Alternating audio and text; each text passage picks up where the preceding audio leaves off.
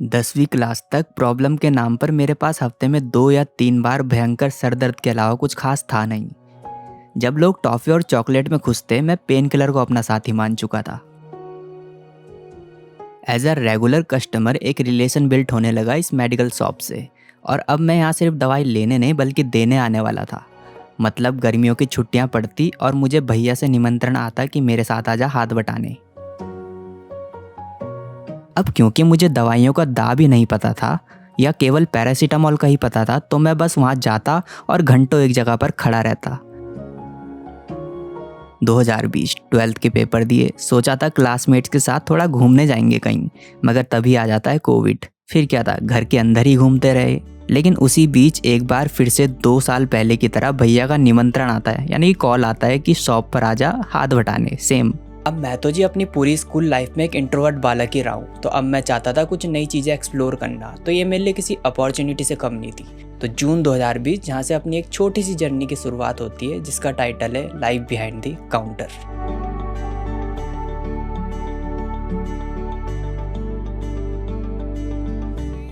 जब मैं दोबारा यहाँ पर आया तो सेम पहली बार की तरह नो आइडिया, कोई नॉलेज नहीं, बट इस बार एक्साइटमेंट थी। जैसे कैसे कोविड में सरवाइव किया एंड कुछ थोड़ा सा नॉलेज गेन करते हुए ये ईयर पास किया।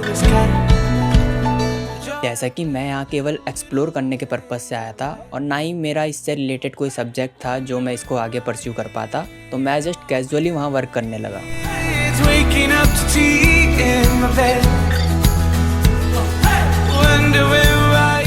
पर क्योंकि फर्स्ट टाइम था तो फिर मुझे लगा यार नहीं, थोड़ा सीरियसली काम करना चाहिए।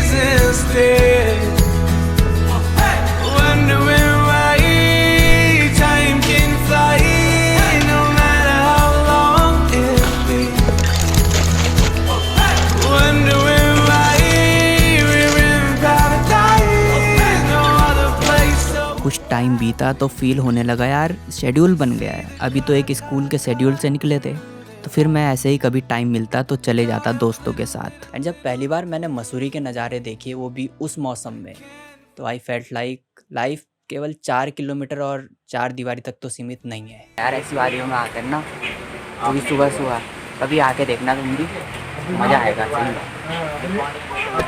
फील है। उस बीच मैंने काफ़ी जगह पहली बार एक्सप्लोर की, जिसने अपने अंदर एक ट्रैवलर को जन्म दिया।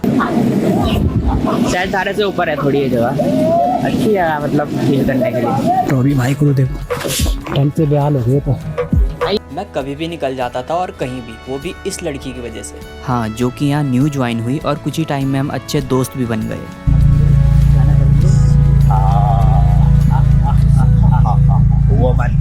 अब कुछ टाइम तक यही शेड्यूल चलने लगा, तो भैया कहने लगे यार तू लड़का तो बढ़िया है मगर जिम्मेदार नहीं है। And I was like okay, जिम्मेदारी।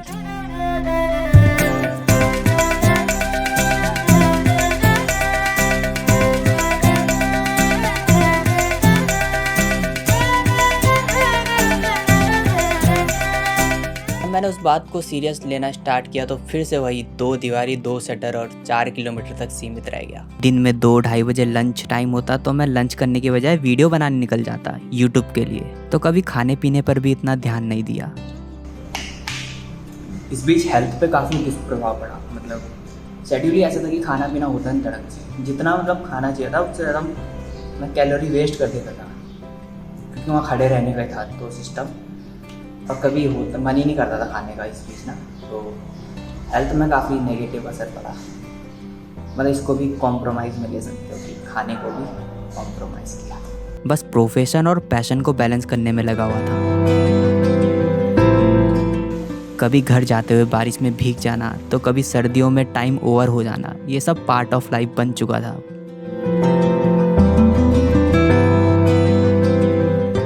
कुछ टाइम में ये लड़की भी चली गई और अब सीरियसनेस थोड़ा और बढ़ गई। अब मैं इस जॉब को कुछ ज़्यादा ही सीरियस लेने लग गया था। कोई दोस्त वगैरह बुलाते हुए तो मैं बोलता यार बिजी हूँ, बहुत काम है, और एक टाइम बाद उनको भी लगने लगा यार ये तो बिजी आदमी है। Last video we made for YouTube एक शॉर्ट फिल्म थी, द वीडियो, जिसको बनाने में 2 महीने से ज़्यादा टाइम लग गया, क्योंकि सारा टाइम तो इधर चले जाता था।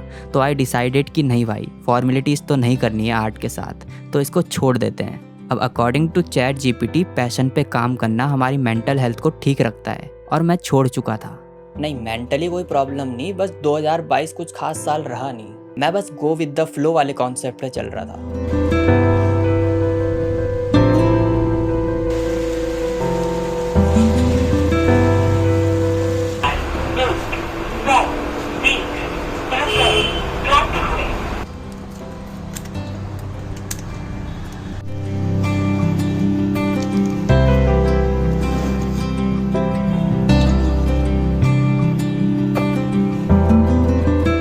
भाई अब वीडियो नहीं बनाता, ऐसे मैसेज आते थे तो लगा पैशन कॉम्प्रोमाइज हो रहा है।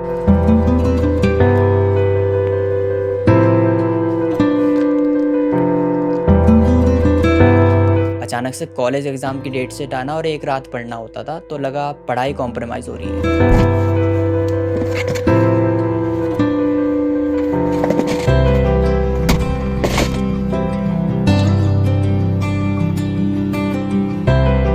चाहने वालों के मुंह से सुनना कि भाई कभी मिलने भी आ जाए कर तो लगा रिश्ते कॉम्प्रोमाइज़ हो रहे हैं।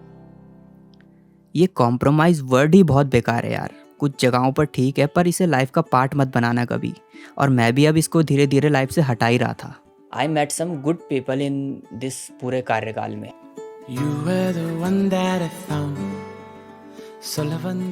और मेन बात है कि वो सब मेरे से बड़े हैं। अभी एक्स्ट्रा फ्रेंडशिप करनी हो, मतलब अपने जो स्कूल के दोस्त होते हैं स्कूल टाइम के, वो तो होते ही हैं। एक्स्ट्रा अगर करनी हो तो हमेशा किसी बड़े से करना, मतलब अपनी उम्र के बड़े से, मतलब ऐसे ही किसी से भी नहीं, मतलब अच्छे भी होने चाहिए। वैसे इससे पहले बात तो दोस्ती करनी नहीं चाहिए, जो अपने आप हो जाती है वो दोस्ती होती है, बाकी एफर्ट डाल के उसको प्योर बना सकते हैं।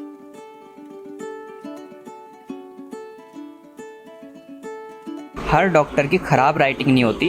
ये देखो सब समझ आ रहा है, इसमें कितने क्लियर लिखा है। और ये भी कोई हाई फाई डॉक्टर है। तो कुछ होते हैं जो आलसी होते हैं ना, वो लिखते हैं पता नहीं कुछ अलग ही लिखते हैं भाई। अब मुझे लगने लगा यार नहीं, इससे पहले कि ये मेंटली इफेक्ट करे कुछ सॉल्यूशन ढूंढना चाहिए। तो पैशन के तौर पे मैंने ये यूट्यूब चैनल स्टार्ट किया, इस पर कुछ वीडियोस डाली।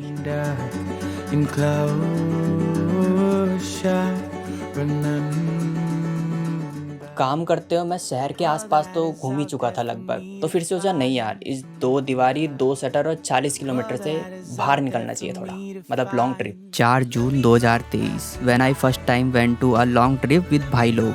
क्योंकि पहली बार इतनी दूर घूमने जा रहा था तो घर पे काफ़ी मनाना पड़ा।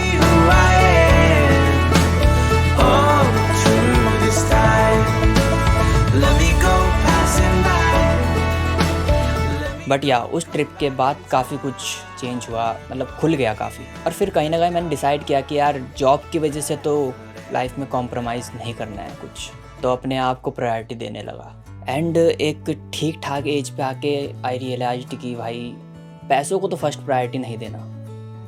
जब आप इमोशनल और सैड होते हो तो इंसानों की ही नीड होती है, तो रिश्तों को प्रायोरिटी देना सही समझा।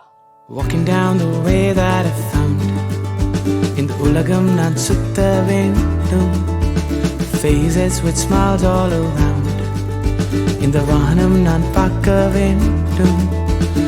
अब क्योंकि मैं यहाँ पार्ट टाइम जॉब करने लगा फिर, तो इस टाइम पीरियड में मैंने बहुत सारे मंदिर घूमा।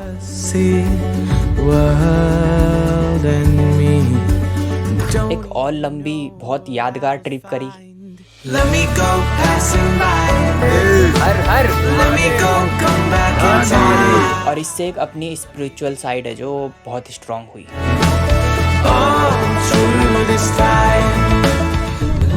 बढ़िया मंदिर है, सबको आना चाहिए, एक एनर्जी है।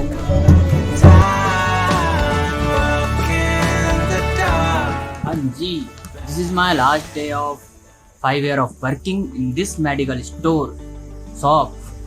और ठीक ठाक रहा यार एक्सपीरियंस, ऐसा कुछ खास भी नहीं कि बहुत ही ज़्यादा वो हुआ और कुछ बेकार भी, मतलब एवरेज।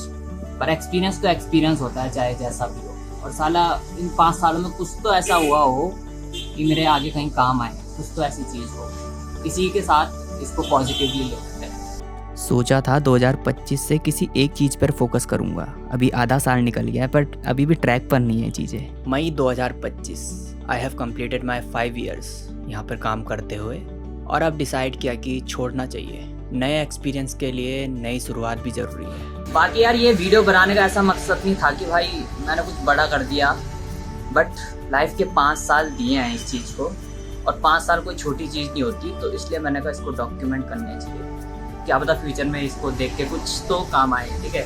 और ऐसा कुछ नहीं लग रहा है कि मैं यहाँ से जा रहा हूँ तो बहुत बुरा लग रहा होगा या फिर जा रहा हूँ तो बहुत अच्छा लग रहा होगा, इसके बाद तो जाके फोड़ देना, ऐसा कुछ नहीं है। मतलब नॉर्मल है सब चीज़ें, जस्ट एवरेज ही फीलिंग है और कुछ नहीं, जाना आना जाना लगा रहता है। सोच रहा था कि अगर मैं ये ना कर रहा होता तो क्या करता, घर पर ही रहता या इतना ही इंट्रोवर्ट होता या फिर इतना एक्सपीरियंस तो नहीं गेन कर पाता। माना कि मैं काफ़ी चीज़ों में पीछे रह गया, मगर I have got life experiences, थोड़ा बहुत ही सही मगर काफ़ी लोगों से अलग। अब बहुत अच्छे कस्टमर मिले मेरे को इस जर्नी में। और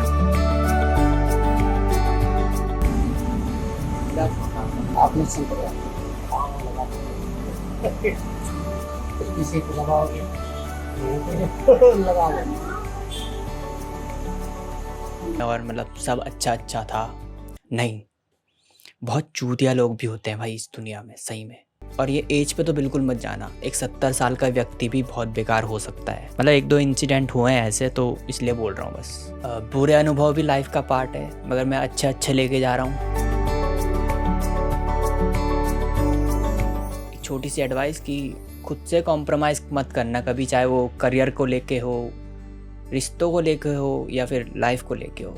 इस जर्नी को मैं एक जॉब की तरह तो नहीं लूँगा, बल्कि एक अनुभव की तरह कंसीडर करूँगा, जो कि मेरे किसी जॉब लेने में काम तो नहीं आएगा, मगर कहीं ना कहीं लाइफ के हर मोड़ पे अप्लाई ज़रूर होगा। जैसे कि 5 साल काफ़ी लंबा टाइम होता है, तो स्टोरीज तो बहुत है बताने को, पर कुछ मेन चीज़ें जो बतानी थी, क्योंकि पता नहीं अगले 5 या 10 साल बाद कहाँ होऊंगा, तो अपने पुराने 5 साल देख पाऊँ, इसलिए डॉक्यूमेंट कर रहा हूँ।